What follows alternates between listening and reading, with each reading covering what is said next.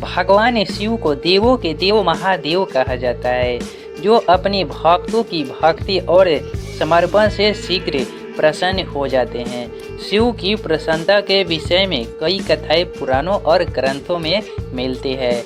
इन कथाओं में से एक कहानी इस प्रकार है, आइए जानते हैं। एक बार एक निर्धन ब्राह्मण अपने परिवार के साथ एक छोटे से गांव में रहता था।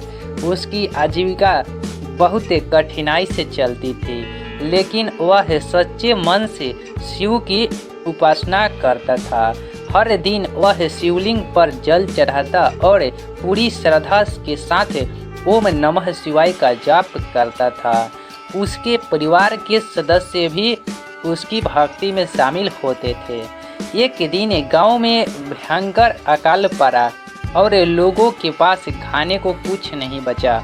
उस ब्राह्मण परिवार के पास भी खाने को कुछ नहीं बचा था। भूख से व्याकुल ब्राह्मण ने अपने परिवार के लिए भोजन की व्यवस्था करने का निर्णय लिया। उसने जंगल में जाकर कुछ फल और कंद मूल्य एकत्रित किए और उन्हें शिवलिंग पर अर्पित किया। प्रार्थना की कि महादेव उसके परिवार की रक्षा करे। उस रात भगवान शिव एक वृद्ध साधु के रूप में ब्राह्मण के सपने में आए और बोले, हे भक्त, मैं तुम्हारी भक्ति से अत्यंत प्रसन्न हूँ। तुमने कठिन परिस्थितियों में भी मेरी पूजा नहीं छोड़ी। मैं तुम्हारे परिवार की रक्षा करूँगा।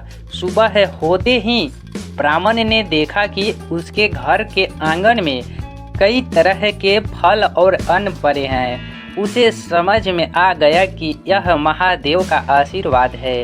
उसने उन फलों और अन्न का उपयोग अपने परिवार की भूख मिटाने के लिए किया और शिव की महिमा का गुणगान किया। इस घटना के बाद पूरे गांव में यह खबर फैल गई कि भगवान शिव अपने भक्तों की सच्ची भक्ति से कितने प्रसन्न होते हैं। गांव के लोग भी शिव की पूजा करने लगे और उनकी कृपा प्राप्त करने लगे।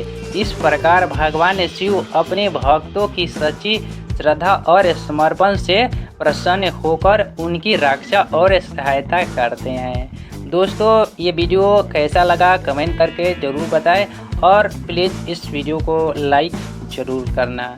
मिलते हैं फिर।